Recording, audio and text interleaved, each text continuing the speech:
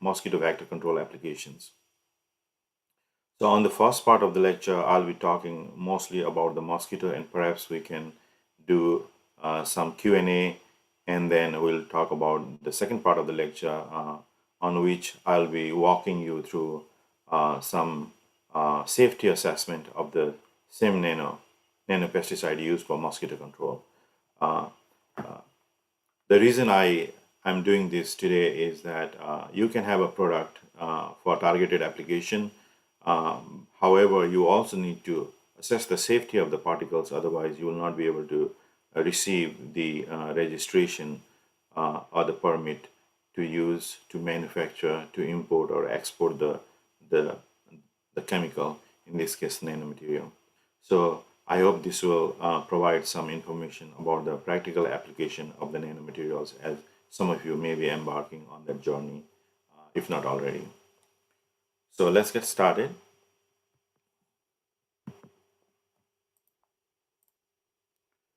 So the general overview of today's presentation, obviously I'll be talking to you about global mosquito problem, how big the problem is and why the problem is, advantages of nanopesticide to address vector-borne diseases.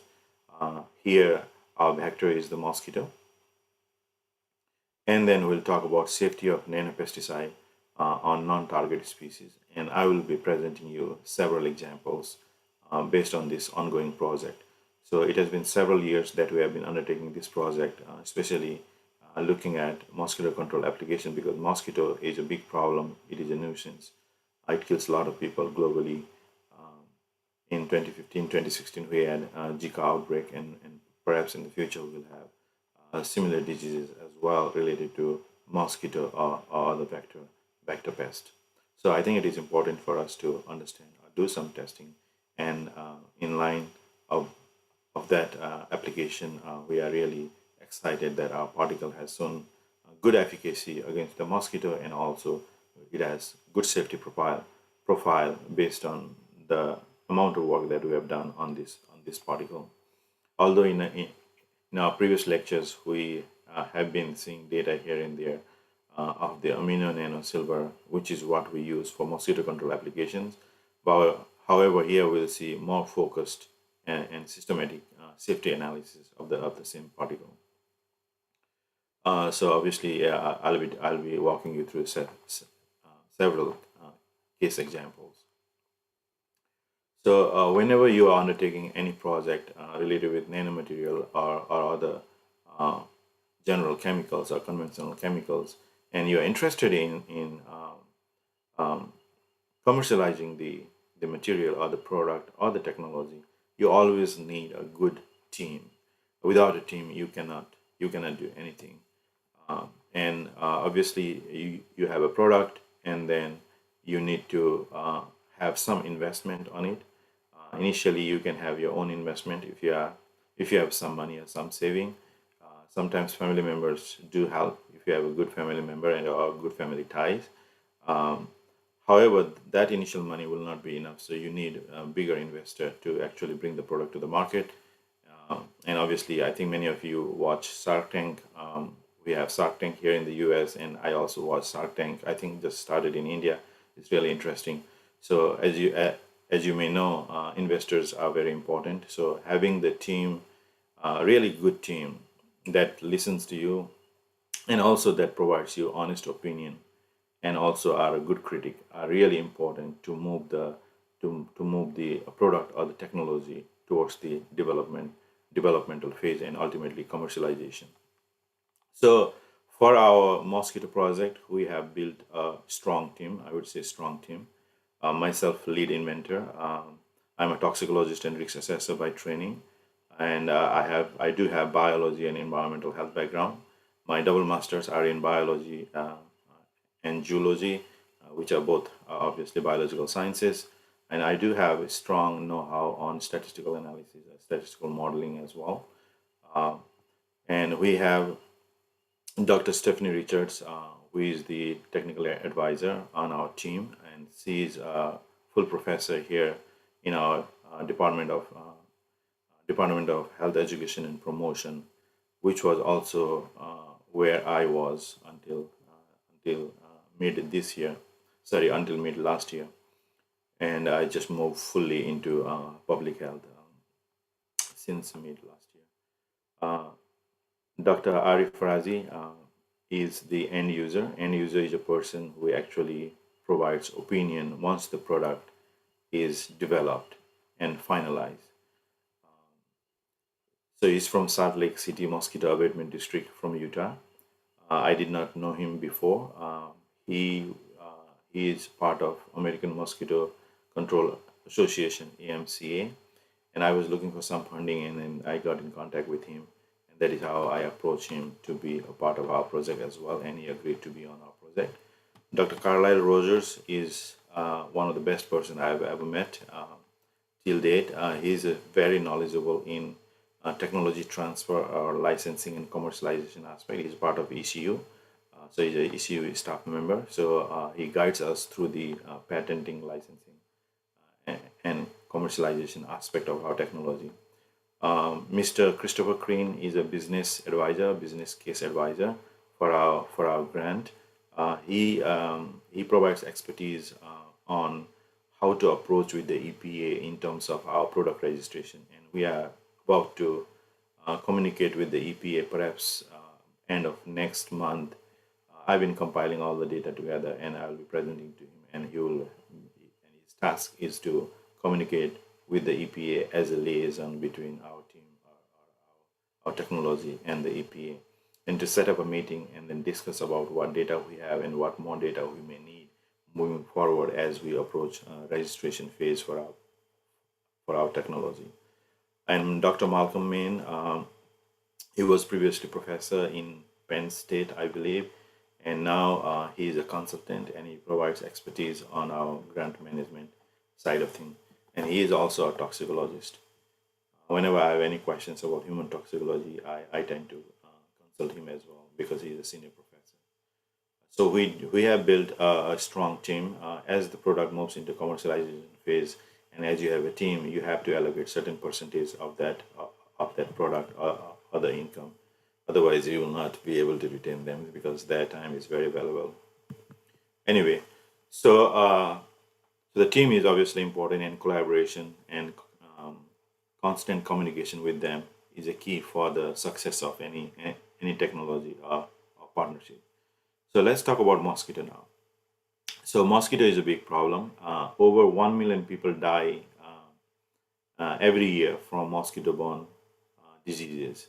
And these diseases include malaria. And as you may know, malaria is a big problem in Asian countries, including India, Nepal, Pakistan, Bangladesh. Dengue fever, which is very deadly, dengue hemorrhagic fever, Zika virus disease, West Nile disease as well. So these diseases kill a lot of people annually, globally. Insecticide resistance, also called IR, is another emerging problem. So IR has been observed in almost all major classes of insecticides or pesticides and across several countries, including the US. So not only mosquito is a problem, but mosquitoes are not responding to the current pesticides. So that is another emerging problem. So in addition to the IR in the mosquitoes that we have been seeing, observing, current insecticides or pesticides have toxicity concerns because they are high volume pesticides. A lot of pesticides are used globally. Although there are rules and regulations, we do allow customers or consumers to use pesticide to control the pest. So these pesticides, insecticides have toxicity concerns related to off-target organisms, including pollinators such as honeybees, bumblebees, which are really important species in the environment. And some papers claim that honeybees are the most sensitive organism in the world, which may or may not be true. I think it's not true, but obviously insects are sensitive. So colony collapse disorder, CCD, in honeybee has been attributed to the use of organophosphate pesticide as well as neonicotinoid pesticide, which are the newer kind of synthetic pesticides which act like which have composition similar to nicotine. And also there is a problem with traffic transfer of these pesticides into higher food chain. So these are the problems. Mosquitoes are the problem. IR in mosquito is a problem, as well as uh, the concern or the toxicity on off-target species, impact on honeybees and other pollinators, and the traffic transfer in different traffic level is a big problem. Not to mention the insecticides or pesticides have also been associated with several types of cancer in humans. So, novel yet safer insecticides are warranted to tackle growing insecticide resistance in mosquito, and also to control mosquito population and protect people from these deadly mosquito-borne diseases.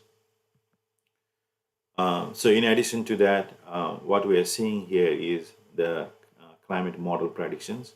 Obviously, there are several literature predicting several things. However, in general, the commonality among these literature is that we know that there is significant habitat expansion for the mosquitoes, so that they are moving far north day by day. And here the this prediction here is showing for the next 60 years or so for Aedes aegypti and Aedes albopictus. Aedes aegypti, Aedes albopictus, these are the mosquitoes that are responsible for dengue fever, Zika virus disease, chikungunya, and the like. And these are really debilitating illnesses. Where Aedes aegypti, or I would say often in places where Aedes aegypti is present, let me take a step back, okay? Uh, Among these two species of Aedes mosquito, if both are co-present in an environment, Aedes aegypti tends to be dominant species or the primary vector for these diseases. And in the absence of Aedes aegypti, Aedes albopictus tends to be the primary vector for these diseases. Obviously, they belong to the same genus, Aedes. So, as the habitat expands with increasing temperature or global warming or changing climate, right, uh, more and more pesticides would be needed as the mosquito's home range expands. So, more and more pesticide meaning we will be exposed to more and more pesticides, right? So that may translate into more diseases or higher severity of the diseases. So more people will be exposed. Children will be exposed. Elderly will be exposed. Immunocompromised will be exposed. So this is another problem with the changing climate or global warming. So a safer alternative to toxic insecticide is therefore warranted. So we can replace the existing highly potent, highly toxic conventional pesticides. And these conventional pesticides, if you think from the um, economic standpoint, they are very expensive. So that could be another factor as well to think about when you develop a newer product in terms of commercial application. So here we are looking at a global distribution of malaria vector, which is Anopheles mosquito or Anopheline mosquito. So depending on the continent, there are several species or subspecies of Anopheles mosquito. So again, we are showing the expansion of the home range due to global warming. So now we know there is a problem, right? So what is the solution? We have the problem with pesticide, we have the problem with mosquito, we have the problem with IR being developed in mosquito species across the board, including in the Aedes species of mosquitoes. So the solution now, we believe, is the NoPest Silver 5. So we name our amino nano silver or amino silver nanoparticle as NoPest Silver 5 as we are undertaking this venture forward. So when I say NoPest Silver 5, it's a nano silver with surface coated with amino functional group, and there is a trace amount of amide group as well based on our XPS analysis. And I will show you more detailed characterization in the subsequent slide. So NoPest Silver 5 is a water-based surface modified nanopesticide that acts as insect growth regulator. So it acts as an IGR. So it actually inhibits the metamorphosis in mosquito. As the egg hatches, it turns into larvae, and the larva turns into pupae, and the pupae turns into adult. So this NoPest Silver 5 is found to inhibit egg hatch, larval growth, and pupal development. We have also seen some evidence that even if the adult emerges from the pupae or surviving pupae, they were tiny compared to the control groups, and they were not able to take the flight, meaning that if mosquito doesn't fly, it doesn't bite, right, and it doesn't transfer disease effectively, meaning that they are not infectious. So NoPest Silver 5 is an IGR, insect growth regulator, used for mosquito control, and has a long shelf life. Remember, shelf life is very important. If you have a product, an amazing product, but has a very shorter shelf life, nobody is going to take your product. So it has a long shelf life of over 3 years at room temperature and pressure. We have also found some batches of our sample of our product stable over 5 years. I have some samples from 2015, and which looks just as it was the day it was synthesized. And this pesticide can be applied as liquid spray, and which is a very common application and easy to do, and the efficacy is also higher. Or it can also be used as a briquette. And remember, these Aedes species of mosquito are container breeder, so they tend to stick around the human dwellings, human houses, right? So they are closer to us. So and a lot of containers, tires, unused tires, broken tires, can be found around the houses, in the vicinity of the houses. So therefore, uh, those containers tend to collect some amount of water from the rain or from the dew. Uh, so at times, the briquette or the bricks or pellets, you can call them, can also be useful. Some people prefer those pellets over the spray. If you have smaller kids, then you may probably want to use briquette or pellets compared to the fogging or using the liquid spray. So originally we synthesized this as a liquid suspension, so it can definitely be aerosolized in the form of liquid spray. But we also believe that it can be packed or compact in the form of briquette, uh, just like coal that we use for fire. But we have not developed that product yet. But we believe it will be effective in that form as well. So obviously it is targeted towards Aedes species of mosquito. So we have data on Aedes aegypti. Uh, but since all mosquito species are more or less similar, uh, we believe it may work with other mosquitoes. However, we have not directly tested on Anopheles or Culex or other species of mosquito except for the Aedes mosquito.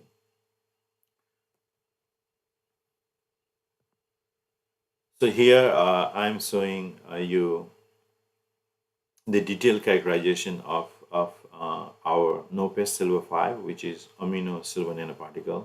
And one thing I would like to mention here before we move forward is that since this is an educational training and educational course, I trust that everybody will use the information that I share uh, for educational purposes only and not for commercial purposes, because almost all the data that I've been showing you are not published yet. Again, it's a part of the process of patenting and licensing. Once you publish in a paper, its value seems to go down, and the investor may not like it because all the information will be readily available and people can copy it easily. Although our patent has been published, sometimes it is very hard for you to Google the patent and obtain the patent document. So I just wanted to make that disclaimer.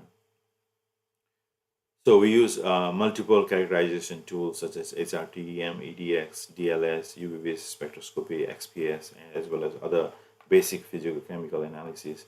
So our particles are purely crystalline, um, elemental silver, silver zero. It is water soluble, which is very important because if you try to use some of the organic solvent, your cost is going to be very, very high. And perhaps the distributors or the manufacturers other investors who may not want to invest on you. So something to think about before you even think about designing the product. Stem diameter of about 5.8 nanometer and standard deviation of 2.8 nanometer. Sometimes, depending on the batch of the sample and where you did the analysis with TEM, the size may slightly deviate. But in this case, I'm showing, I think, good standard deviation 2.8, while the average is 5.8. So plus minus few nanometer here and there with electron microscopy is always expected. Sometimes they don't standardize, or I would say calibrate the instrument on a regular basis. So few nanometer deviation is generally acceptable. Aerodynamic diameter with the DLS is 4.3 nanometer, which corresponds to the TEM diameter, and polydispersity index is also good, 0.3. These are highly spherical particles, very homogeneous or monotonous distribution. And you can see some of the properties. I'm not going to read all of them, except for the fact that the Zeta potential is very important. I think some of the data that I mentioned or showed you in the earlier presentations was related with charge effect as well. So here the sample has plus 39.4 millivolt of Zeta potential to plus 47.8, so meaning that the particles are highly positively charged, and perhaps that could be one of the reasons why our particles are active and it is doing what we intend it to do, particularly for specific applications, and in this case for mosquito control applications. And I will be present to you some interesting data as well. So in the next few slides, I'll be showing you some toxicity data on mosquito. Okay. So whenever you have a product, it has to do the job. What is it made for? If it doesn't do the job, but it has other great properties, nobody is going to buy the product. So it's important that it does the job effectively. So in this case, does it kill the mosquito? And the answer is yes. So here what we are looking is egg hatch or egg hatching rate. So I'd like you to focus on the red scatter dots at the bottom. So the red scatter dots are for 0.5 milligram per liter, which is 0.5 parts per million, ppm.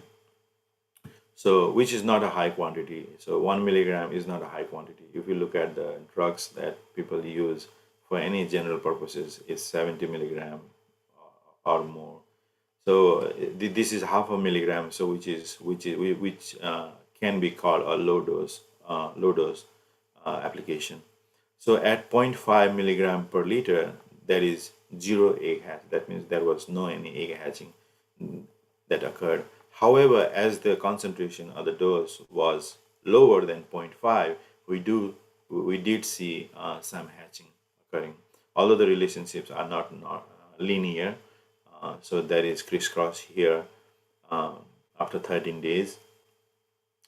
But at 0.5, it is 100% efficacious. So that if you apply at 0.5 milligram per liter, then you expect no any egg hatch to occur, and therefore there will be no any mosquito population in that particular area. So now I would like to show you some electron micrographs of the egg of the mosquito, Aedes aegypti mosquito. And these are the pictures for the control eggs. So the mosquito egg looks like this. It's really a beautiful structure. And at this is the front end, anterior end, and this is the posterior end. Anterior end seems to be a little broader or wider compared to the posterior end, which seems to be a little bit tapering. And the way you can recognize this, one way is that the broader portion. And another way is that at the tip, although it is difficult to image with the microscope because the mosquito egg being longer, it sits like this, and the tip will point in the other direction. However, if your technician is great, they can tilt the stage of the microscope and perhaps may be able to focus just on the tip of this, and focus on the anterior tip. So in the anterior tip, there is really a flowery shaped structure called micropyle. Really beautiful structure. And nobody knows what the function of the micropyle is, but it is really interesting and beautiful. And at this area here, you can see there is a crack. So this is the portion where generally the egg breaks, and that initiates hatching. Uh, so before the egg breaks, on the far right figure, figure B, you can see a pointed structure. This is called egg buster, EB, egg buster. So it bursts the egg, and this actually pointed structure, very sharp pointy structure, is actually the part or the structure on the top of the head of the larva. So actually the larvae or the embryo inside is growing, and this is the uh, pointy structure on the mid dorsum of the head. So using that tip, the larvae actually breaks the egg open and then comes out into the water. So this is the normal phenomenon. Obviously, these are normal eggs. These are the control eggs. Now I will show you some characteristics of the treated eggs. So here I'm showing you a few examples or samples of the treated eggs with 0.5 milligram per liter of NoPest Silver 5. In the normal condition, you will see the egg breakage at the anterior end, closer to the anterior end, but not at the posterior end. So what we saw with our nanoparticle treatment is that, so there were two cracks, one at the anterior end, which is perhaps a weaker spot, and that's the natural spot where the larvae actually breaks the egg and comes out. And at the posterior end, there was a really nice cut-like opening. The entire egg cell is broken. So we saw egg breakage at multiple points or at 2 points. We also saw deflated eggs in some cases, in some samples for the same treatment group. So the egg is actually squeezed from multiple directions. In some samples, we saw the egg being oozed out or gushing out, and this only happens when the larvae is dead. Otherwise, the entire larvae would come out, breaking the egg from the anterior portion of the egg. On the far right, on panel D, we see some samples with all the external ornamentation on the egg. So egg has multiple layers, okay? So this is the internal, the major layer or the membranous layer. On the outside, there are decorations, and science doesn't know what those decorations are there for. However, what we saw is this external exochorion, as it is called, was slogging off completely in some of the eggs treated with 0.5 milligram per liter of our NoPest Silver 5. So I think these are some of the mechanisms that we could capture a document, although not published yet, capture a document as the mechanism of action for our NoPest Silver 5 for inhibiting the egg hatch. So there could be probably charge effect acting in this case. Highly positive particles and generally biological surfaces are either slightly negatively charged or neutral. So when there is a significant charge difference, you can expect high or stronger attraction or electrostatic attraction, and therefore the electrostatic attraction brings the particle closer together to the receptor surface, in this case the egg, and therefore when the toxicity begins. So electrostatic interaction or attraction could be the initiation of the toxicity of high positive silver nanoparticle. So the first panel I already showed you and showed you the electron micrograph for our particles. On the second panel, we are looking at adult emergence when eggs were exposed to our NoPest Silver 5. At 0.5, there was no egg hatch, and therefore you cannot expect any adult emergence, so this is 0. However, at lower concentration, right, on panel A, you saw some egg hatch occurring up to 40-50% on average. So at lower concentration, we did see some adults emerge, right? again anywhere from 20% to 40% or 42, 44% of egg hatch did occur at the lower concentration. But if you look at the curve is not linear. So there is not a linear dose response in this case, in case of adult emergence. Now, we were also interested if we could go 10 times lower of zero point 0.5 and go to 0.05. But zero point zero 0.05 is extremely small quantity. So again, we didn't want to pivot our earlier focus at 0.5 and again start collecting data at 0.05. So obviously it requires a lot of energy, a lot of resources, a lot of money and time as well. But this plot provides us some indication that if we go 10 times lower, given the dose response is curvilinear, perhaps there could be very similar effect as 0.5 milligram per liter. So on the third panel is a little bit complex, but it is very important because this is where the IGR comes in insect growth regulation or insect growth regulator. So the red line is just showing the metamorphosis. The green scatter dot is showing the control sample. You have first instar, and then you have second instar, that is third instar, that is fourth instar as well, and then you have pupa. So pupae develop around like 3 or 4 days in the control group, starting from the egg stage, and we have adult around 10 days, and they continue surviving until day 24, 25. That is for the control group, and that is normally what happens, what you would expect in the laboratory environment, and similar phenomenon occurs in the environment as well, or in the wild. Now, here for the nanoparticle treatment, we actually expose first instar within 24 hours of egg hatch and third instar. It is difficult to separate between first instar and second instar because they are almost of same size, and therefore we went with first instar and third instar because third instar are a little bigger than the first instar.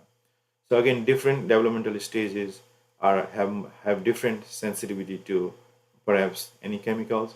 So here also you will see more or less the same thing. So first instar was more sensitive, or were more sensitive, because you can see here on the y-axis we have survival being plotted,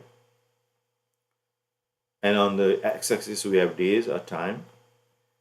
So first instar exposed to 0.5 milligram per liter of our nanosilver or silver nanoparticle. So within few days, the population declined by about 40%. So it went down to 60% survival or 50% survival. And then by day 10, survival was about only 30%. And it stayed 30% until day 15. Around day 24, it went around 20%.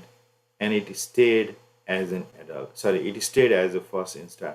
So first instar actually did not change at all. So what it is telling us is the growth is being regulated. So metamorphosis has been stopped or halted. And therefore it did not transform into second instar, third instar, fourth instar, or pupae or adult.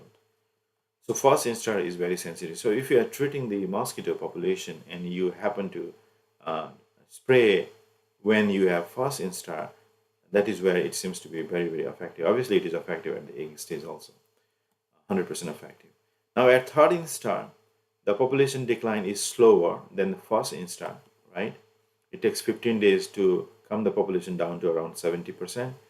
And then population declines by day 21.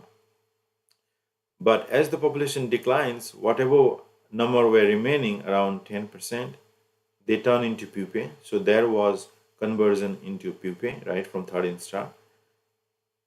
And these pupae actually stayed as pupae for several days, and few of them actually survived and happened to emerge as an adult. But these adults were very small by day 25. Those adults were very small, and although they seem to have wings and other body parts, they could not take flight from the water, and we believe they were immature adult. So overall, what we are seeing here is there is insect growth regulation by uh, our NoPest Silver 5. So hence, our NoPest Silver 5 is highly effective at 0.5 milligram per liter at egg stage, at larvae stage, as well as at pupal stage. We have not directly sprayed on adult mosquitoes, and that's the plan we have in book for this summer. So we have a field site and we have some money to do the experiment. So we'll be setting up some traps to trap the adult mosquitoes, to see whether we can find more adult mosquitoes or less adult mosquitoes in the area where we spray the nanopesticide, and we'll compare with the control group where there will be no spray. Uh, on this plot, I'm showing the comparison of our NoPest Silver 5 to a very well-known or established insect growth regulator, which is used widely globally, called novel uron. Novel uron is an insect growth regulator, or a classic IGR. It comes with a trade name of Rimon Technical or Rimon 10 EC. They all have novel uron as active ingredient. So now let's look at the plot. On the far left, we see control. Different color represents different stages in the life cycle of mosquito. Blue is egg. We treated at egg stage, okay? And then we have larvae, and then we have pupae, which is the gray, and then the yellow is the adult. With NoPest Silver 5 at 5 milligram per liter in this batch of mosquito, we have no any egg hatch, no egg hatch meaning no larvae, no pupae, no adult. And when we compared with novel uron, novel uron had similar efficacy across the board. At 5 milligram, novel uron was less toxic or less effective compared to our NoPest Silver 5. So novel uron, which is widely used in the market, widely used globally, classic IGR, perform less effectively compared to our NoPest Silver 5.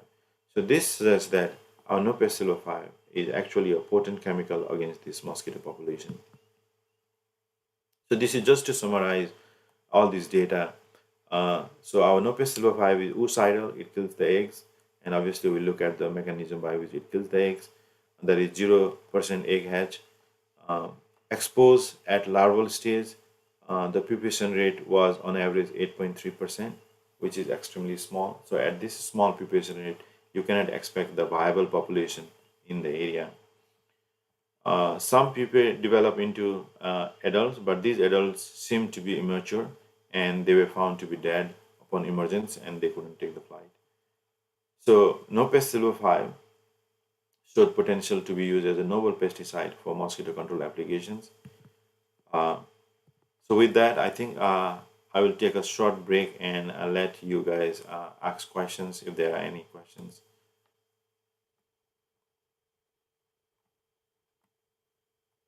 Before we move on to the safety aspect of the NoPest Silver 5, okay? So we finished the toxicity on mosquito.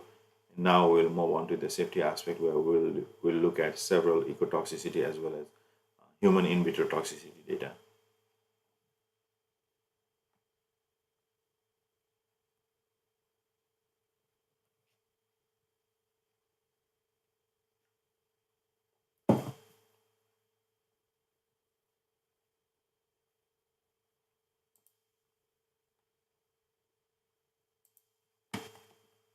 Are there any questions?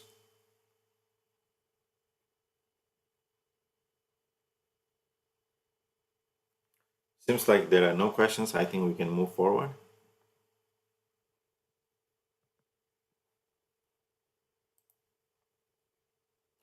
So in terms of safety assessment is critical for registration purposes for the pesticide or for the microbial products also. Microbial products are antimicrobial products, antibacterial products, antiviral products, or sanitizer, those kinds of things. They are also considered pesticides. And more or less the process may be same with the EPA. As an outsider from the EPA, although I work at the EPA, we were not involved on the regulatory side. We were involved in the laboratory work. So it is unclear exactly what EPA would be looking for, and therefore one of the steps in the in the registration process, or before you even go for registration, is the pre-application meeting. That is what they call it. So in the pre-application meeting, so first you need to set up a pre-application meeting with the EPA folks, and then in the meeting you would present what data you have, and they may comment on your data or identify some data gaps, and perhaps they may ask you to fill those data gaps. We recently obtained a registration of a nanopesticide. Actually, it was a nanopesticide with silica particle as a core, and on the surface of silica particle there are silver particle as well. So that particle, or those particles, were registered very recently, and we were able to obtain that document.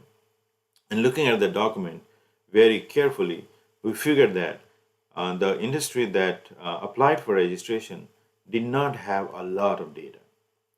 And before we saw that document, our expectation was that, okay, EPA would need a lot of data, and we have to collect a lot of data in using all the resources that we have. But once I started looking at those documents, there are actually two documents,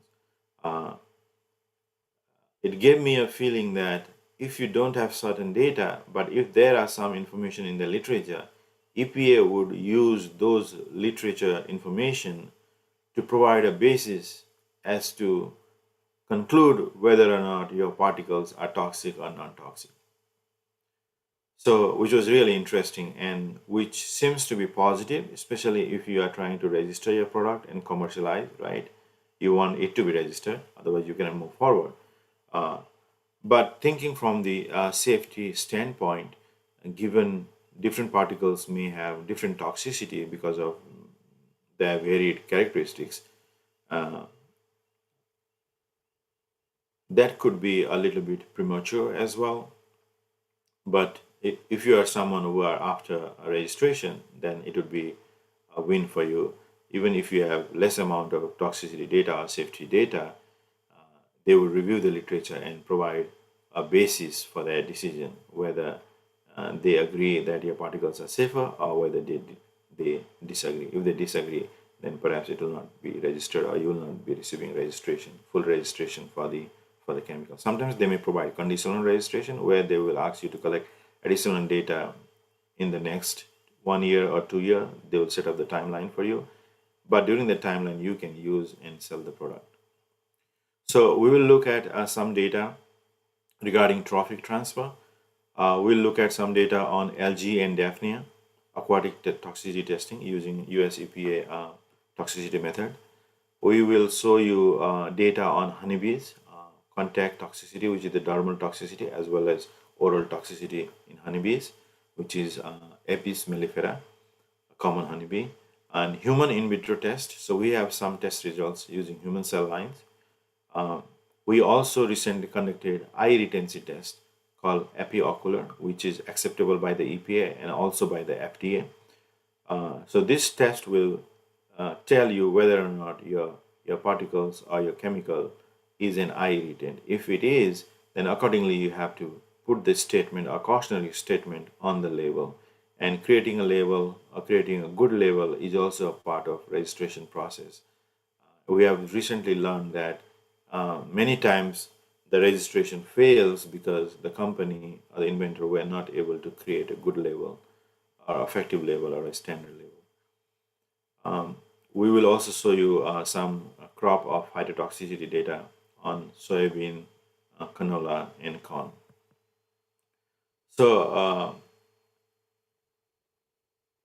all in all, as you will see in a moment, all in all, these data point to the fact that our NoPest Silver 5 is safer to the environment and human health, including the honeybees.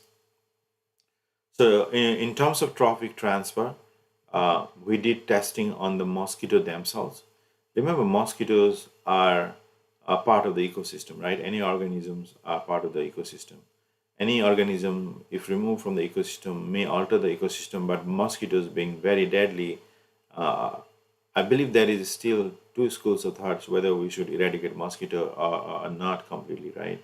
But still, it carries a lot of diseases, and therefore those diseases also being deadly. I think there is a common understanding that killing mosquito is okay, because there are millions of other insects in the environment as well that other predator population can rely on. So mosquito being a prey for other higher organisms like amphibians, birds, and the like, if mosquitoes are not killed for some reason, right? You may claim that the particles kill the mosquito, but in case in the wild, in the environment, if it doesn't kill, our data are the lab data, and therefore this summer we are trying to do the field work, and that will confirm uh, our hypothesis, whether or not our particles are potent enough to kill the mosquito.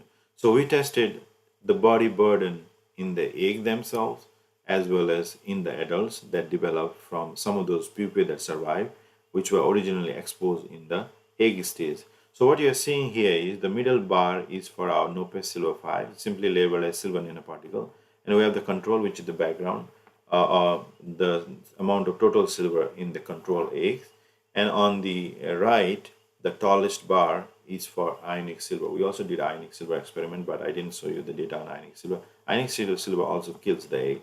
That's what we found.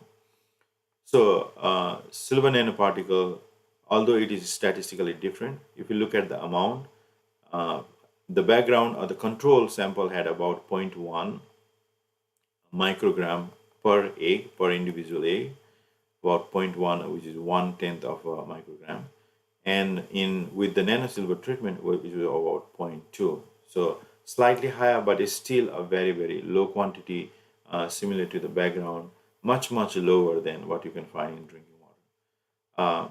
Now with the adult, similar pattern, all significantly different from control, but the amount is still very low. And if you look at the y-axis, this is actually 3 decimal places, 0.001 microgram, which is extremely smaller quantity than in the egg, because we directly expose the egg, so we can obviously expect more in the egg, but what is the carryover in the adult? Extremely low. That is about 3 order of magnitude smaller. Well, 2 order of magnitude smaller, 0.2 and 0.002. So what we see here is there is very minuscule amount of body burden in the adult mosquito, and this suggests that using NoPest Silver 5 in the wild, in the environment for mosquito control applications may not pose risks to human health and the environment, or may not contribute to trophic transfer.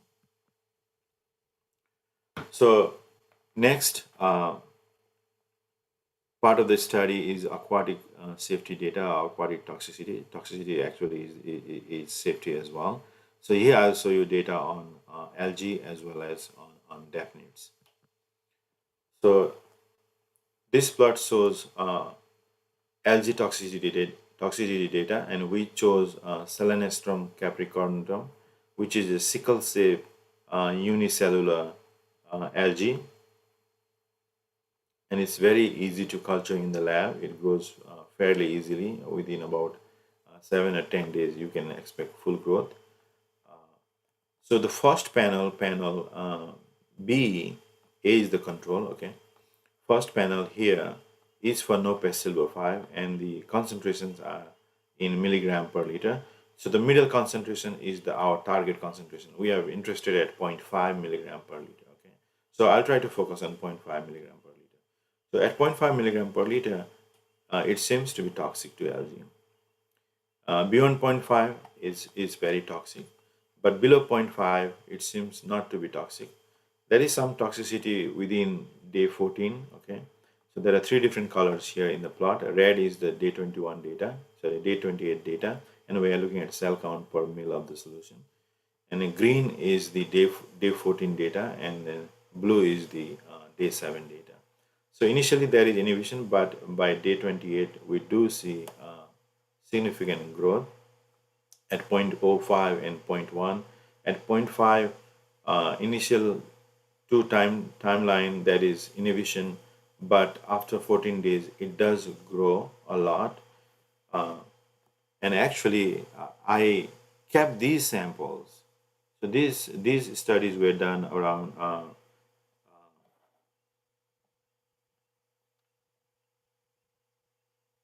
September, October of 2020, right?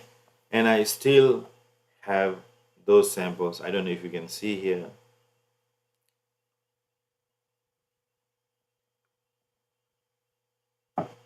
And the samples are still alive. I mean, the cells are still alive. And this is about now 18 months or so since we last did the experiment. And I have the sample for zero point 0.5 milligram per liter amino nano silver. So you can see, you still see the green tint, and this is very similar to the control sample. So I may have the picture for the same sample. Actually, I took this picture today. So on the left, I'm looking at the not the graph, the camera picture, and the control samples, and on the right we have the amino silver nanoparticle at 0.5 milligram per liter. Seems like slightly less cells in the amino nano silver, but this is the sample in our 18 months. So although acute toxicity is evident in the early days, in the first few days, but later on they seem to do okay because there is significant growth. Now, if you look at silver ion, it is highly toxic. At 0.1, there was no growth, and then beyond, there is no growth at all. So compared to silver ion, silver nanoparticle or NoPest Silver 5 is less toxic. On the bottom panels, we have cadmium. Cadmium is the standard positive control according to the EPA protocol, so we had to include cadmium, although we were not interested because it just adds too much resources and a lot of time for analyzing the data. So cadmium is toxic at 1 milligram per liter, and this is what we generally see in the literature as well. But below 1 milligram per liter, it tends to be less toxic. We also added imidacloprid. Imidacloprid is a neonicotinoid pesticide, and we added imidacloprid because in the grant we had to compare with the conventional pesticide. Although EPA protocol mandates that you use cadmium, but for the granting agency to satisfy or to grant the funding for us, right, they have to like the proposal. So we have to compare with the conventional pesticide because our interest is to use this NoPest Silver 5 as a pesticide. So unless we compare with some pesticide, we thought it would not fly, so we included imidacloprid. And what we found with imidacloprid is really interesting. It doesn't seem to be toxic at all, and we actually tested higher concentration compared to other test chemicals. We tested up to 100 milligram per liter. Now, in the initial days, it is not toxic, but as you reach 10 milligram per liter, after day 14, the toxicity kicks in. So there seems to be chronic toxicity. And this is really, really interesting because such data have not been reported in the literature. So we're trying to get some of these data published as quickly as possible. Perhaps it will occur sometime in summer. So you might be able to see some of this data published in the form of literature, in the form of journal articles. So again, we saw this plot as well as the picture. So some toxicity is there, so we tended to say it is moderately toxic. Now we'll look at some data on Daphnia magna. We conducted 48-hour acute toxicity testing as well as 21-day reproduction toxicity, also called chronic toxicity. The top panel here is for NoPest Silver 5, and we tested up to 1 milligram. We did include 0.5 milligram because this is the concentration that we are most interested. So mean survival is plotted on the y-axis.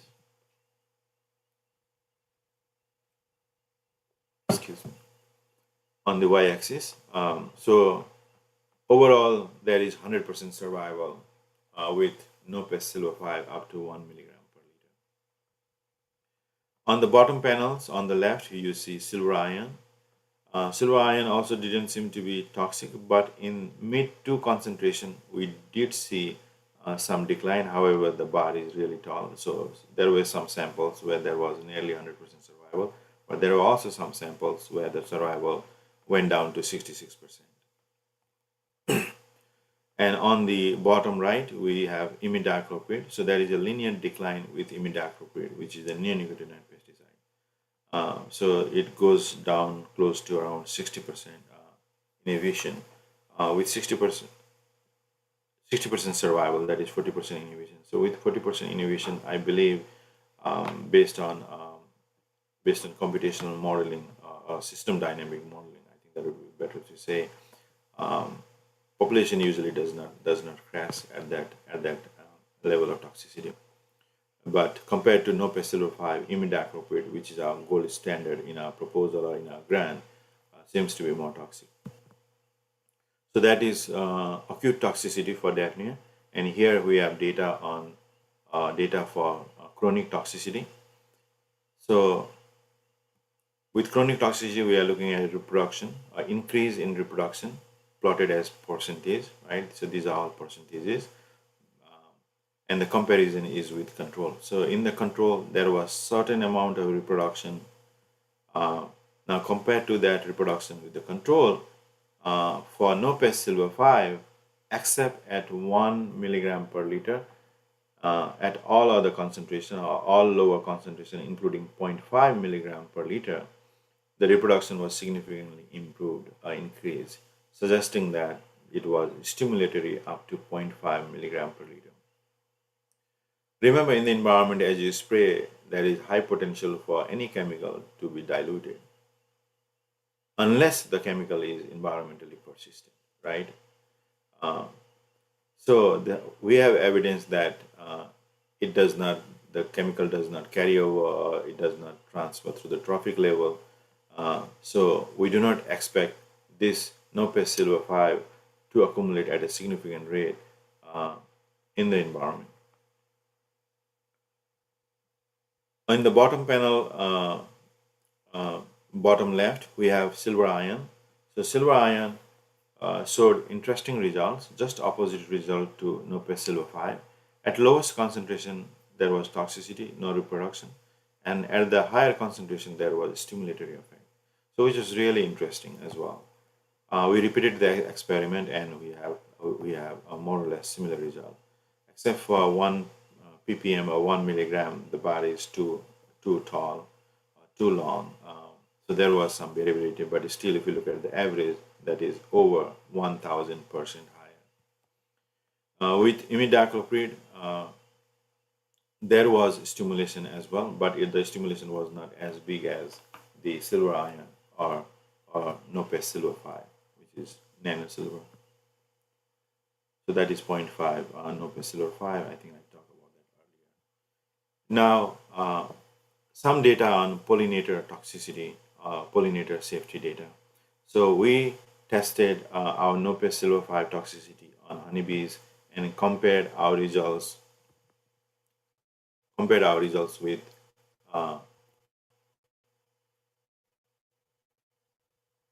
imidacloprid. Yes, so we have positive control as imidacloprid here at the bottom on the table.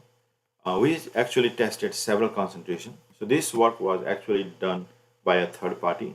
At times, I think it is important for us to think about when you do all the analysis yourself, all the toxicity yourself, sometimes people may not buy it.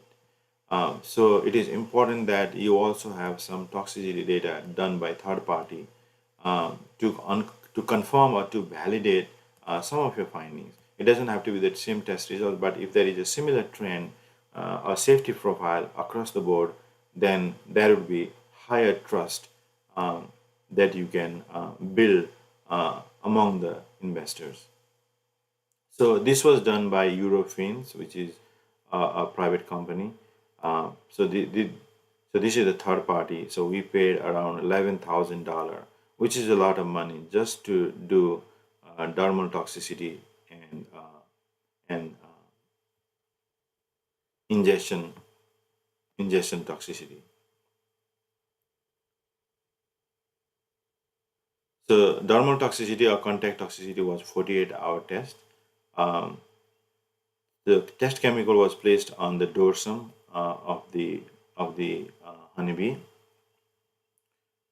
as you can see on the picture, and the animals were observed for about 48 hours, and then results were recorded. So what you see is here, so all these data are for NoPest Silver 5, starting at 0.05 milligram of active ingredient per liter to the highest being 20 milligram active ingredient per liter. So 20 milligram is how many times? 40 times, I believe. Yes, 40 times higher compared to our 0.5 milligram per liter of NoPest Silver 5 that kills the mosquito. So there is no any dermal toxicity observed with this species of honeybee. Positive control, which is imidacloprid, we only tested 3 concentration. Um, for nanoparticle, we tested 6 concentration, and for positive control, we tested 3 concentration. And we had 2 controls, one negative control and one surfactant control, which is water in 2 in 80. And this was part of the standard protocol of this vendor that we use. So they had to do it in for the sake of QA/QC. So regarding the imidacloprid, which is the positive control, so there was toxicity, and toxicity was in line with what is expected of imidacloprid. A lower concentration, lower toxicity, 10% mortality, and at highest concentration of 100 milligram, there was 77% mortality in the 48-hour dermal toxicity testing. So in comparison to the standard positive control or standard pesticide, which actually is implicated in honeybee collapse because it is a neonicotinoid pesticide, our NoPest Silver 5 is highly safe if you look at contact toxicity. Now we have oral toxicity or ingestion toxicity. Here the organism or the honeybee is allowed to ingest the solution or test chemical, and we're followed for again 48 hours. So in this case, just like dermal toxicity, there was no toxicity at all. At 2 higher concentration, 10 milligram and 20 milligram, there were only 3% mortality, but this could also be a random chance, right? 5% can be always taken as something that may occur as a random chance, non-significant. For positive control, which is imidacloprid, there was also no significant toxicity. The toxicity was lower. Now, what we noticed was in the middle column here, we provided data for consumption of the chemical by the honeybee after 6 hours, right? What volume of the chemical did they consume? If you look at these mean values for nanoparticle, including negative control, the amount that they actually drank, I would say, right, taken in, was very similar compared to control. It was similar to control. But if you look at imidacloprid, especially too high concentration, the intake was very low at 0.04 milligram of active ingredient for imidacloprid.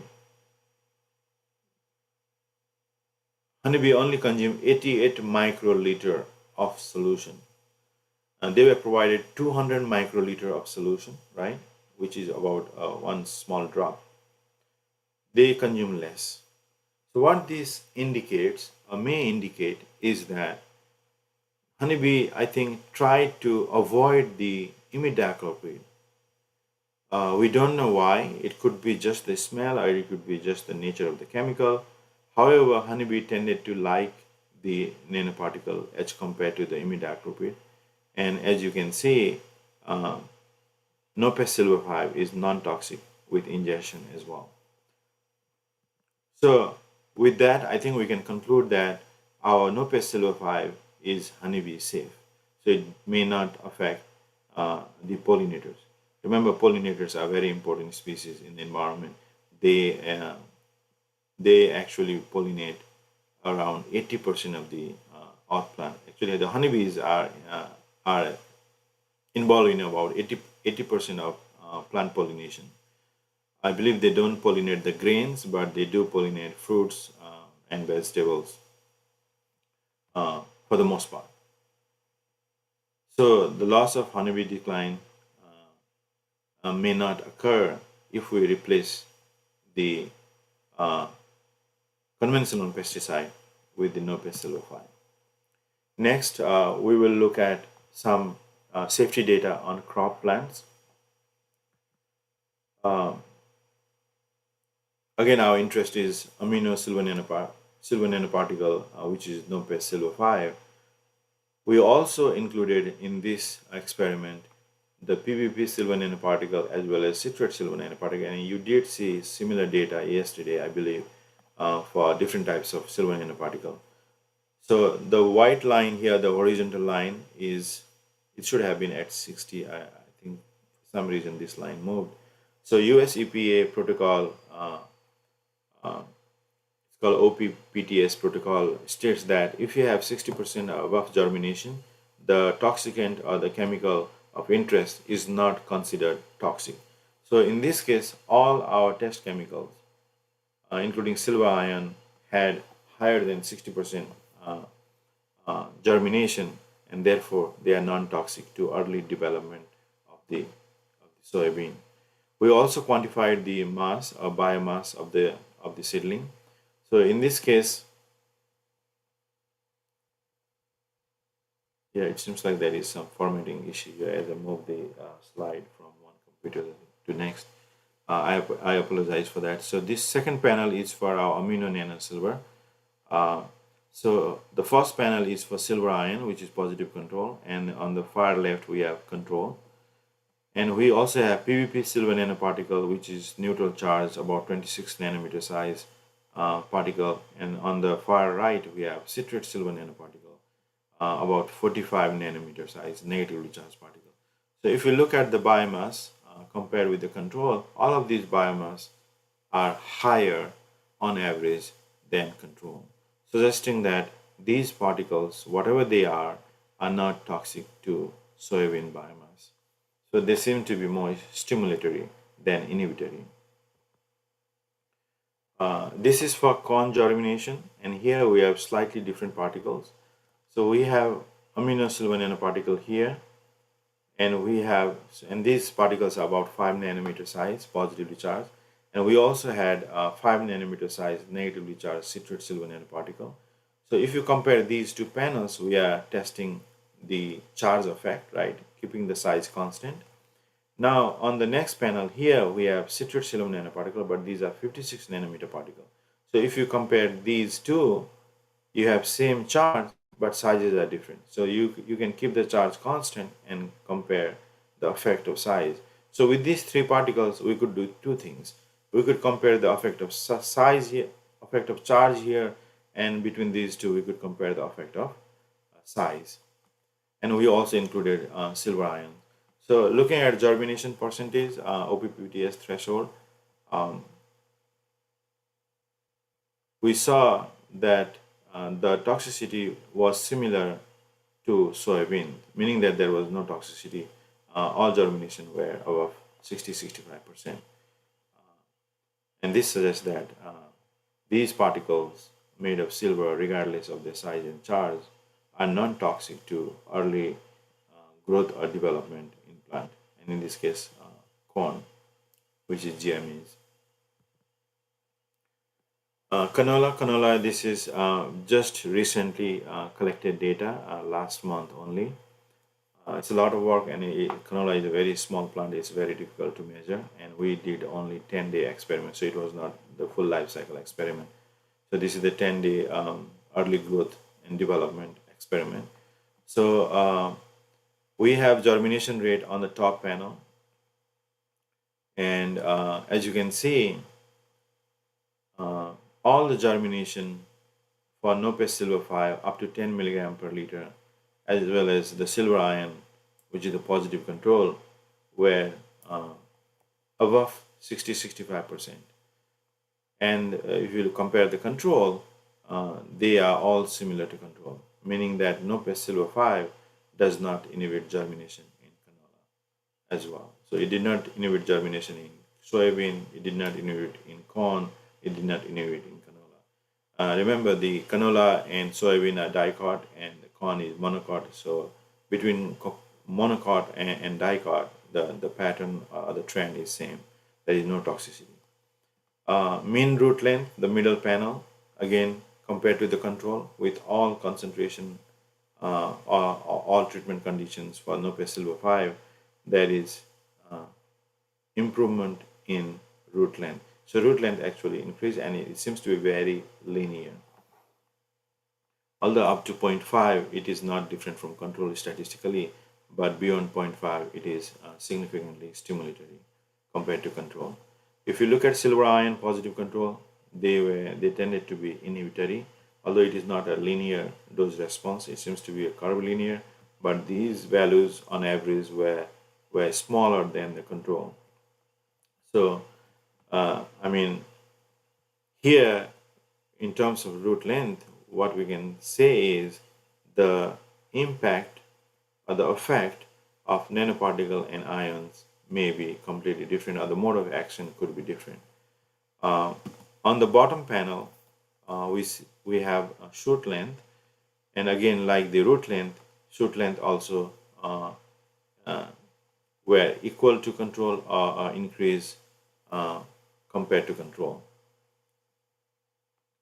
Similar response was obtained for silver ion. However, at too high concentration, there was significant inhibition in shoot length by silver ion. So silver ion seems to be toxic when you look at root length and shoot length. However, NoPest Silver 5 was non-toxic for canola at all the concentration tested. So maybe we can take a brief break and let the participant ask some questions.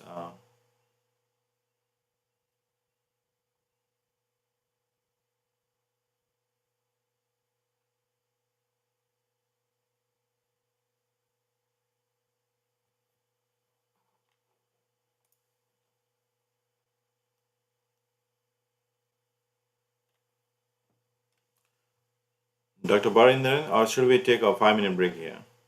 What do you suggest?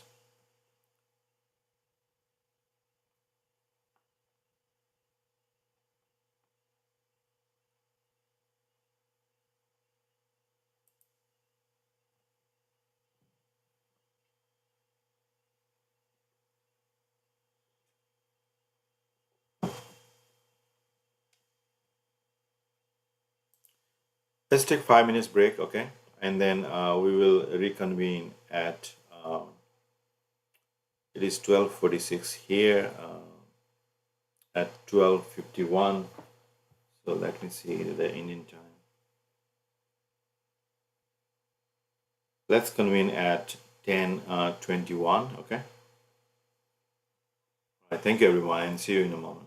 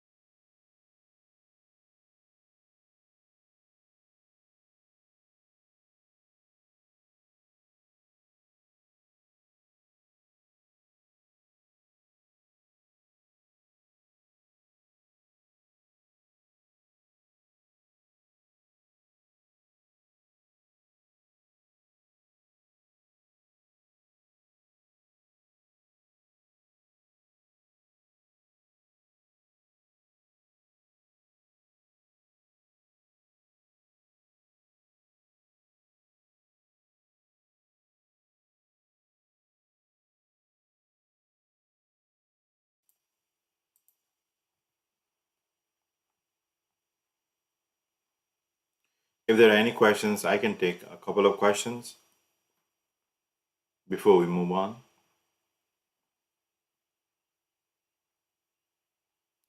You may also leave the questions on the chat if that is easier for you.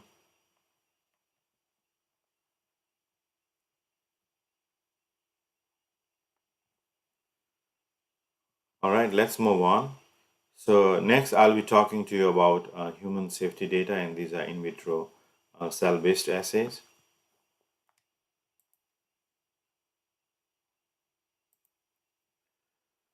So we image the cell, and these are the HeLa cell. Obviously, these are cancerous cells. So we expose HeLa cells as a cell model to NoPest Silver 5 at multiple doses, and the maximum dose we had was 25 milligram per liter, which is 50 times higher than 0.5 milligram per liter, which is what we use to kill the mosquito. So various cellular responses were recorded: morphology, early cell rounding, cytoplasmic inclusion bodies, nucleus rounding, vacuole formation, cellular extension for over 12 hours using light microscopy. And we found that up to 25 milligram per liter, there was no toxicity. Then the control cells and the exposed cells or the treated cells look more or less same under the microscopy. So what this means is human exposure to any drifted NoPest Silver 5 used for mosquito control application in the environment around the house, right? When it leads to human exposure, uh, may not be toxic. But again, this is the cancer cells. Usually, cancer cells are tougher than the normal cells, so we cannot always extrapolate. But it does give an indication that up to 50 times, yeah, up to 50 times higher concentration, the toxicity is not there. To further understand the toxicity or potential toxicity of NoPest Silver 5, we ran the LDH assay, which is lactate dehydrogenase assay. Lactate dehydrogenase assay is a standard assay that is widely used to understand cytotoxicity or cell leakage. So we tested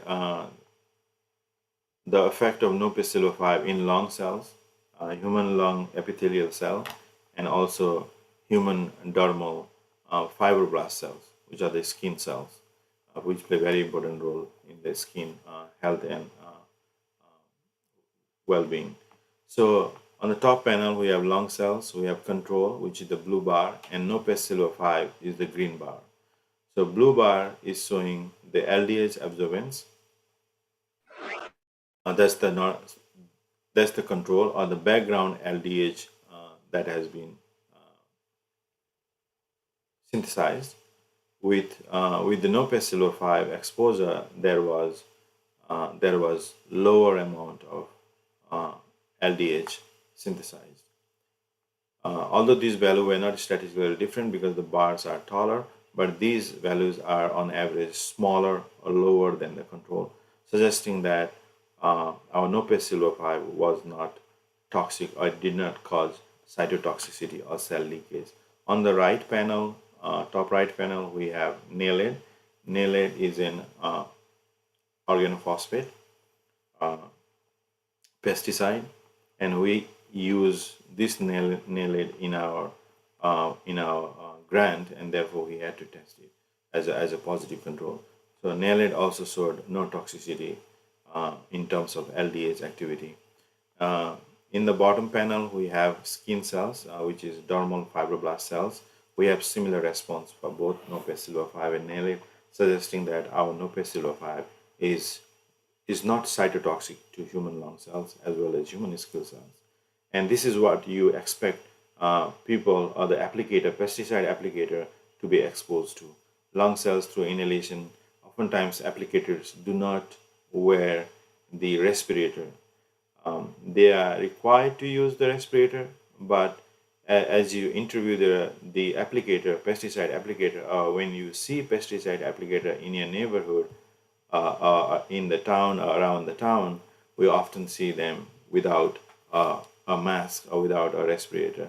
Once I was I was getting out of the building, and then I saw a pesticide applicator on campus spraying pesticide around the building on campus.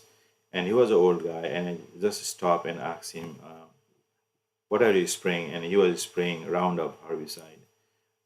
And then I asked him, "You don't have mask or gloves?" And he said, "No, I never use it. It's been 40 years I've been spraying the pesticide." So people tend to take it easy because they think they know everything about the chemical, right? And that therefore there tends to be some leniency on things not taken seriously, and obviously at times it is the lack of education. Uh, but there has been a lot of cases in the U.S. lawsuit filed by applicators against the industry who manufactures and sells these kinds of pesticides. And Roundup is one of the most prominent one. There are many lawsuits against Roundup company. I believe it is Syngenta. So anyway, and also I think as we age, we tend to take things easily because we think we have a good control or handle on the material.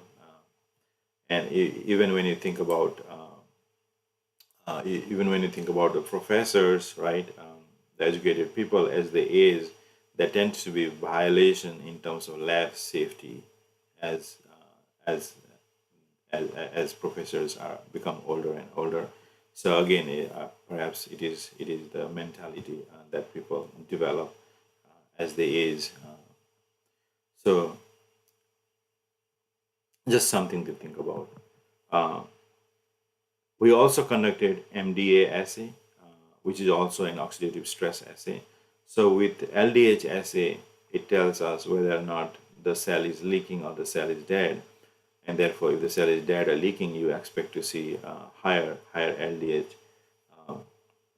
in the solution or in the system. Here, MDA assay, which is melanin dialdehyde, which is a product that is formed after lipid peroxidation of the cell membrane. So again, lung cells and skin cells, both MDA assay. The green bars are for NoPest Silver 5, blue is for control. So for lung cells or lung epithelial cells, and these are the primary cells, okay?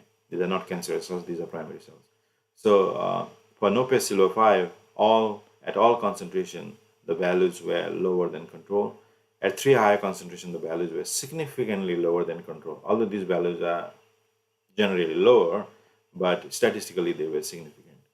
So this may also, I mean, if you take statistic very seriously, you can strongly say that there is quenching effect, there is quenching of MDA, quenching of oxidative stress by actually NoPest Silver 5. So actually it is working positively, or it is beneficial to the cells.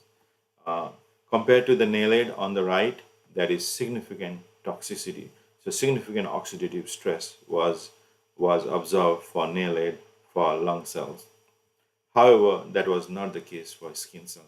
So we saw a dissimilar response, a differential response between lung cells and skin cells when it comes to naled exposure. For NoPest Silver 5 exposure for skin cells, the response was similar to control. So there was no statistical significantly different response. So this suggests that NoPest Silver 5 does not cause oxidative stress damage to these primary cells, suggesting that it may be safer or there is potentially no risk to human health. Remember, lung cells are very, very sensitive cells, and these are primary lung cells. So that is about human in vitro toxicity, looking at microscopy analysis of cell morphology, as well as internal organelles in the cell, and MDA assay, LDH assay, oxidative stress response.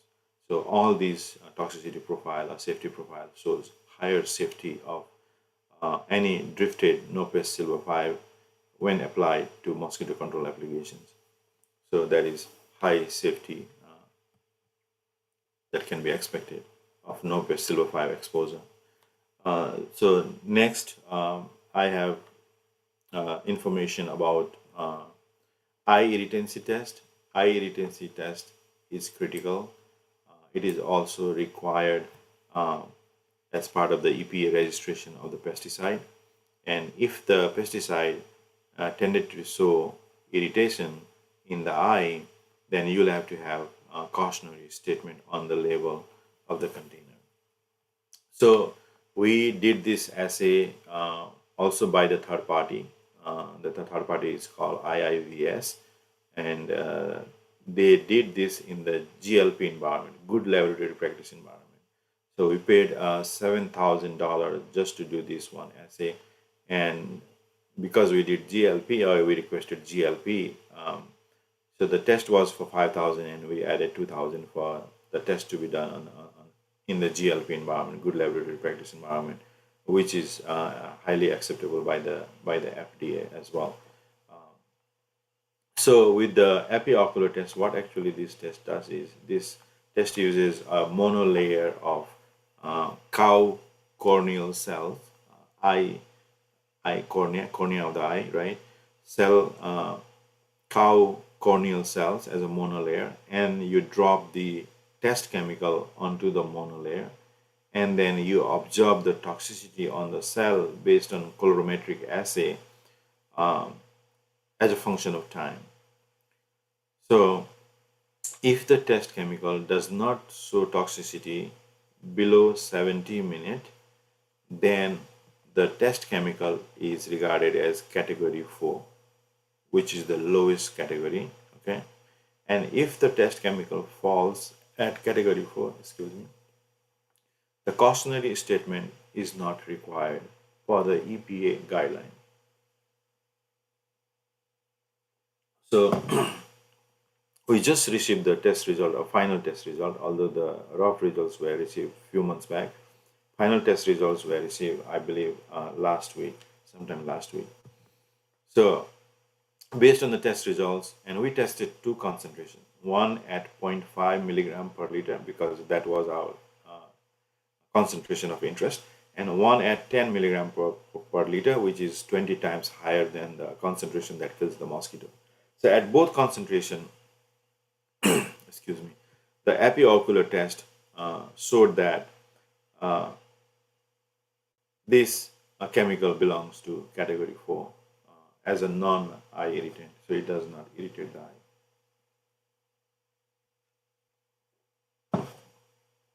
Excuse me.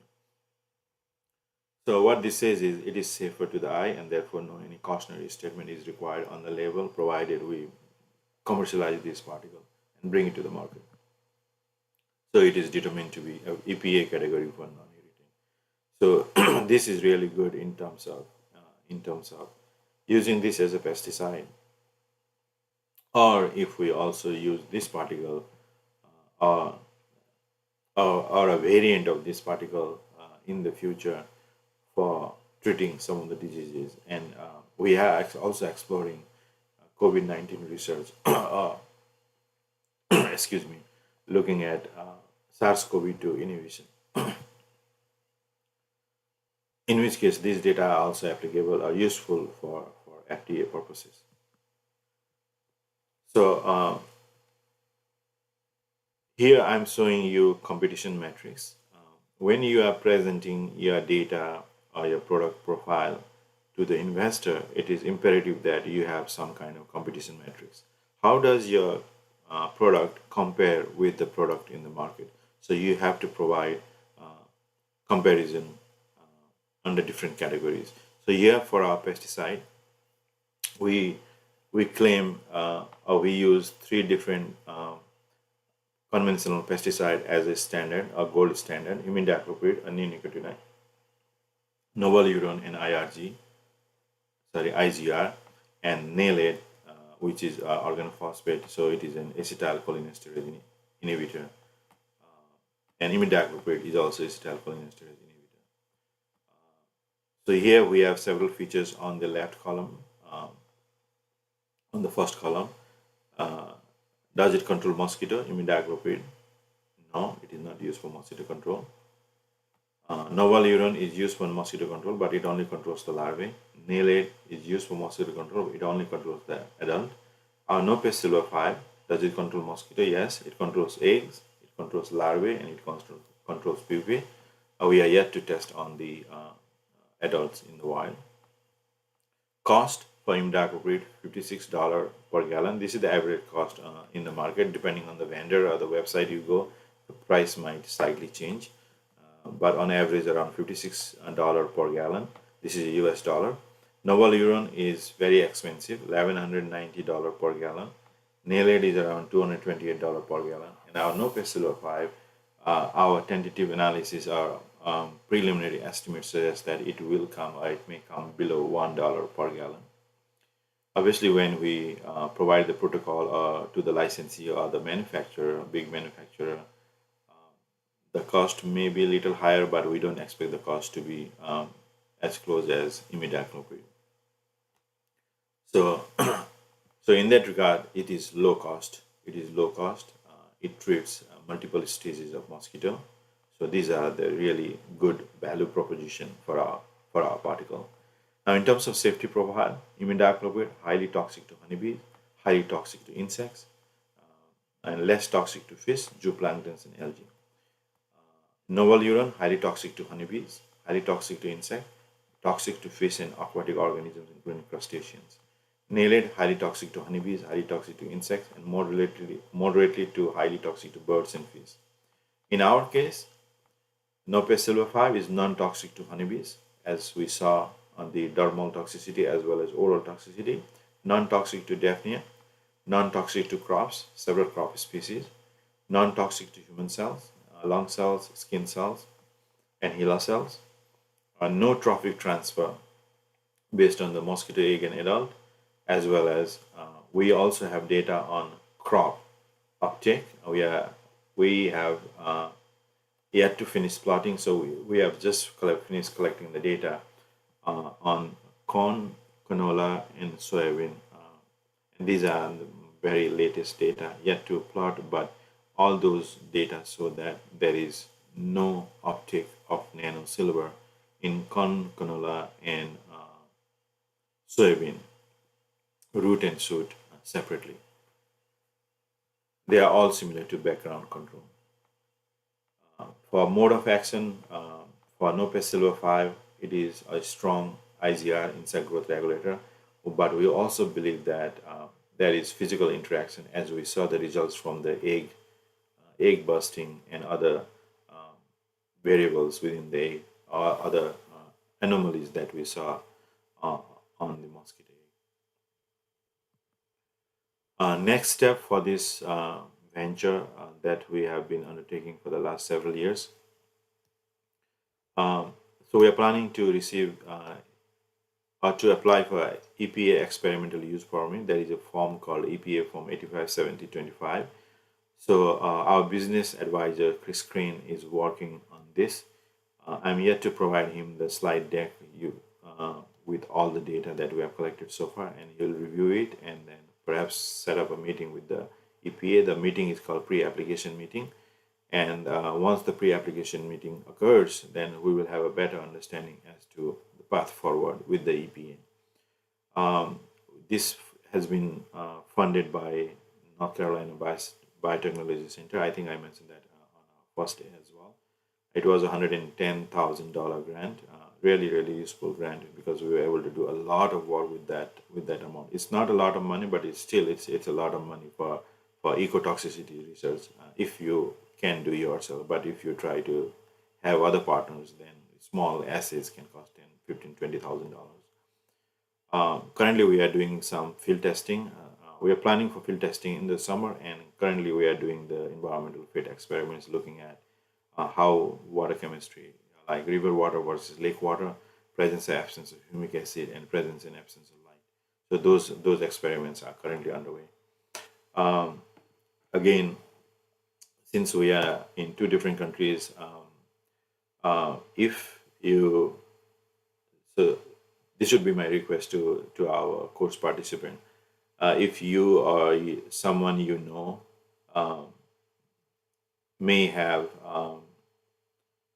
industries that manufactures chemicals, that distributes chemicals, and they are interested to have a discussion with us, we are open to that discussion, because we are looking for a good industry partner who can take, or who with whom we can license our product, right? Who can be our licensee, and we can make a deal moving forward.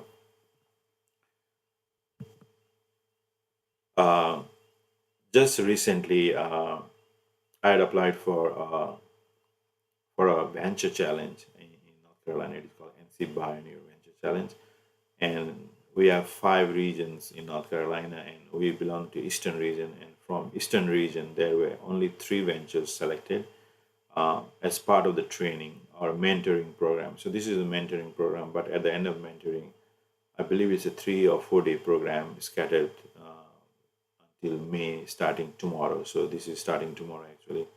Uh, so our group or our venture, NoPest Silver 5, was one of the 3 selected among many applicants that had who had applied for this challenge.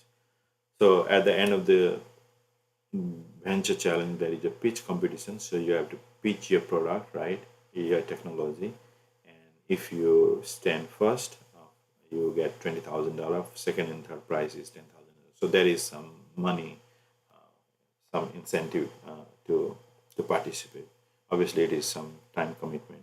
Each training is about 3 hours.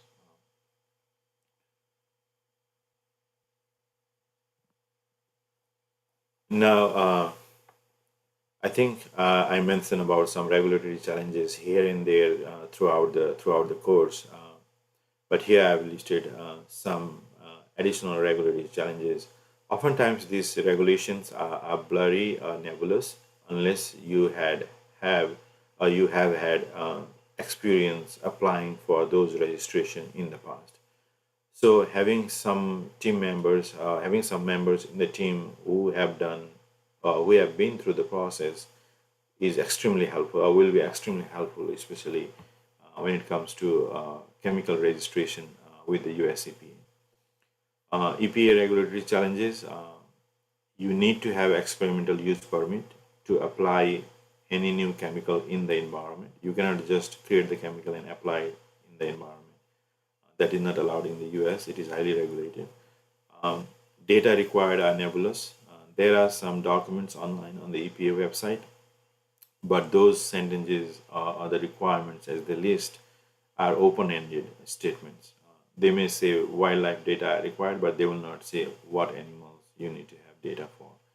So, and that is why I think they have a provision of having pre-application meeting. Before you apply for full registration, you have to meet with them and present your data and then have a discussion. So in general, it is nebulous, it's not clear. So when you write a grant, you don't know what endpoints to include because you don't know what EPA is expecting unless you have that pre-application meeting. And EPA registration can be expensive. The process can be cumbersome as well. So again, you need to have an expert in the team who has been through the process, who can guide you.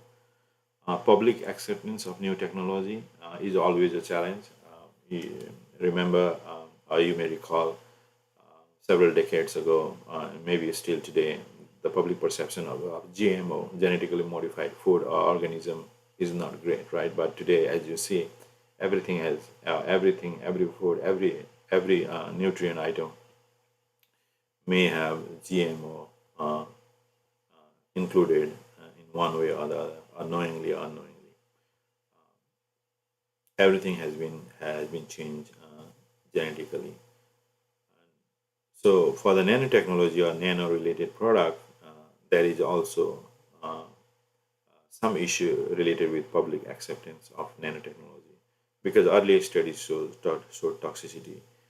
They show toxicity because they use very high dose, hundreds and hundreds of milligrams, several grams of chemicals were tested, and toxicity was shown. So that incited fear among the public, among the scientists, among the regulators as well. And that fear is still there, and we see that every day when we read the comments. So when we write the grants, the grant comments that we receive from the reviewer who reviewed our grant will have those fear. So again, that's the result of those ill-designed studies, earlier studies. Long timeline for commercialization. From the time you conceive the product to the time you create the product to the time you bring the product to the market, it could be anywhere from 10 to 15 years a timeline. So you have to be highly focused, maybe at times arrogant. If you are not focused and if you don't feel that it works and you give up on the way, it's not going to work. So you have to be persistent and you have to be keep pushing. You have to be pushing very hard with your team as well. You have to make them work. Then only you may reach that goal, whatever that goal is. Whether you want to start your own company or whether you want to license the product. In my case, I'm interested in licensing the product and creating new product down the line, rather than sticking with one product. So, so there are challenges as with anything or any new technology, nanomaterials and nanotechnology. It does have challenges, and obviously, bringing the product in the market is not easy. It takes a lot of persistence, a lot of effort, a lot of time commitment, and also obviously a lot of enthusiasm. However, at the end of the day, your product must work. And so we are at 1:17. So we have about 13 minutes. Maybe I will spend a few more minutes, and then we'll do some Q&A at the end. So I was alluding to what we have just learned recently. So as part of one training, which is not NC Pioneer, which starts tomorrow, other training NSF related, it is called NSF ICOR training, ICORPS, ICOR training. So as part of the training, we have to do customer interview. Customer means could mean anybody, right, who is interested or who can use the product or buy the product or make the product. They are all called customer. So doing the customer interview, so our customers were homeowners, regulators, pesticide applicators, pesticide manufacturers, right? So these are some of the customers that we have interviewed. So far, we have collected 17 interviews through video calls, phone calls, and emails. And what we are seeing is the three key things emerged from all of these interviews. One, they say that the pesticide, the product must work. It must do what it is supposed to do, and it must do it well. The second is the cost. Customers are always looking for cost or lower cost product. And the third one is when it comes to pesticide, they tend not to purchase or take the product. If you are looking for pesticide distributor or pesticide manufacturer, they don't want to take the product that has smell. So it has to be smellless or odorless. So these were the three things that emerged. It must do the job, what it is supposed to do. It must be low cost, and it must be odorless. When we interviewed some household people, common people in the store who were buying the pesticide, right? We went to the store and then asked people who were going through the pesticide aisle some questions, and what we found was they were making health conscious decision, health conscious purchasing decision. So people are now more aware about the toxicity of the chemicals. So they are looking for safer chemical. So that safety is also important when it comes to the customer at the I would say bottom of the pyramid. So that is all about NoPest Silver 5 related with mosquito control and the safety assessment of NoPest Silver 5 using several toxicity bioassays. And all those data that I presented suggest that it works and it is also safer to off-target organisms as well as humans. Now, as part of the offshoot, I would say, of NoPest Silver 5 for mosquito control, now as part of this NSF ICO training, we are also interested in looking at if NoPest Silver 5 can do the same thing that it does for mosquito in cockroaches.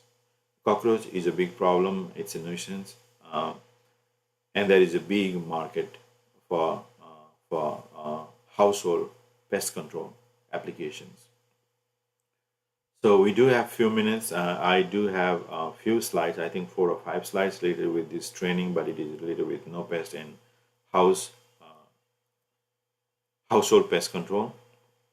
So again, problem is again the disease, the disease that the pesticide caused, and household pesticide. In this case, there is up to 4 million people poisoning cases in the U.S. per year related with household pesticides. So which is very significant, and 90% of the cases at home is from household chemical, including pesticide. Roaches are among the most prominent household pests considered a nuisance. So, rising use of pesticide, the associated toxicity, poisoning related death, and these days the more and more awareness among the customer, making health conscious purchasing decision and demand safer pesticide. So we know there is a need for a safer pesticide, right? And the solution that we are pitching as part of this training, and the catch of this training is that when you complete the training, and we have one more training to go. After this Friday, we have one more Friday, and then we'll be done. So it will be 2 hour training. So at the end of the training, we can request $5,000, and and we will get it. So it's not like other bigger grants. So you do the training, and you will be eligible to use that money to do the pilot testing. So the interest is to see whether or not it inhibits the roaches growth, it controls roach population, or it exterminates the roaches, right? Because it's a huge market. So the reason, I mean, another reason for moving into this direction is if mosquito commercialization does not work, then perhaps this market could be our niche for the same pesticide. So we still wanted to pursue this, and perhaps we might be able to do this work during the summer. So the solution is, and some of the language that I've used here is used. This is how we are taught as part of the training, us as a trainee, right? And these are some of the languages that investors like to see, and you will not see these kind of languages in the journal articles.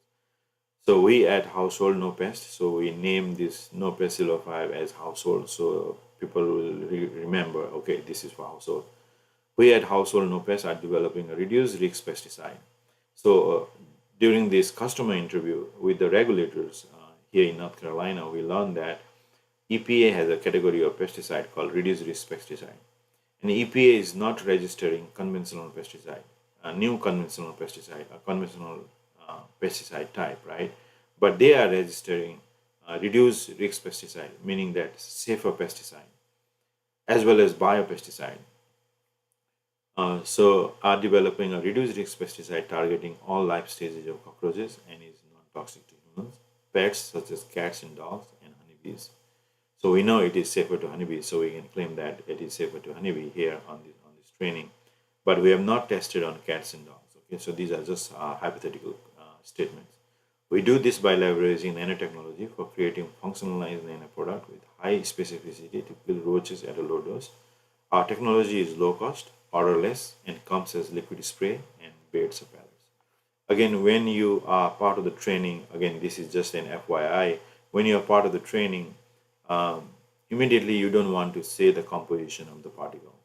So you will use some kind of name, or you will give some kind of name to the particle rather than directly saying, okay, it is a nanoparticle of 5 nanometer size or whatever it is, right? So we just said leveraging our nanotechnology for creating functionalized nano product that is highly specific to kill roaches at a low dose. So as I mentioned earlier, we finished 15 customer interviews, and these interviews all support our hypothesis. And I think I do have a hypothesis here. Our hypothesis that the reduced risk pesticides will have a quicker regulatory approval pathway. And again, you may want to have a hypothesis statement, something that is testable. And our second hypothesis is that customers make health conscious purchasing decisions excuse me, and seek for effective, safer, odorless, and low cost pesticide for household pest control. So again, this is an ongoing training, and we hope that we have to finish 20 interviews. Okay, that is the minimum interview required before we get $5,000. So we are 3 interviews short, and we have 1 more week to go. So we will be able to, I think, get those interviews done and get the money. So I think I will stop here and open the floor for discussion or questions. And there are 2 additional slides, I believe, which I think I can cover in our final day, that is tomorrow.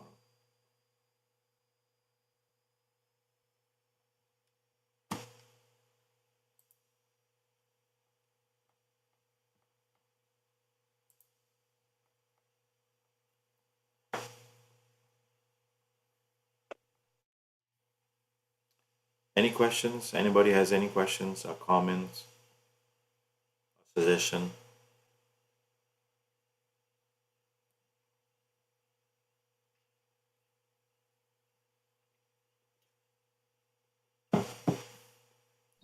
Yeah, there is a question in the chat box. Sure. Wasn't there any dissolution of Yes. silver nanoparticles observed? Sorry in case I missed that thing. Yeah, wasn't there any dissolution of silver nanoparticle observed?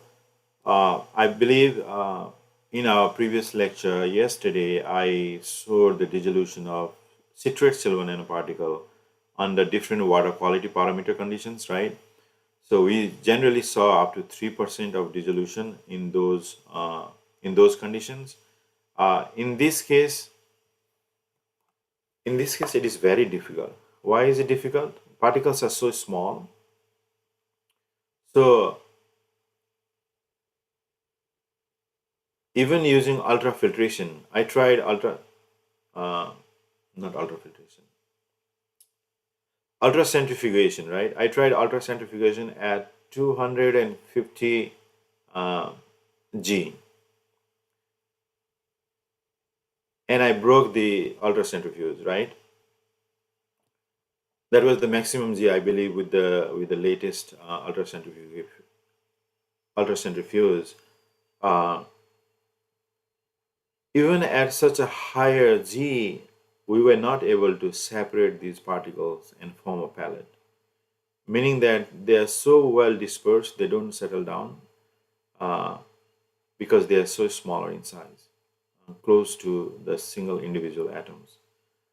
Each particle may have about, I think, 15 or 16 silver atom if you consider 5 nanometer of silver. We just did that estimate recently. So we don't have dissolution data because there is a problem with measuring those smaller particles.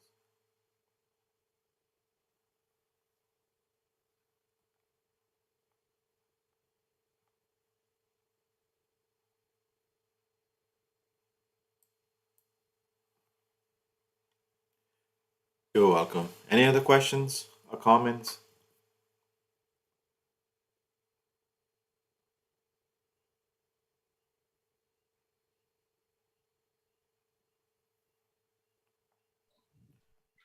Yeah, participants, any other questions?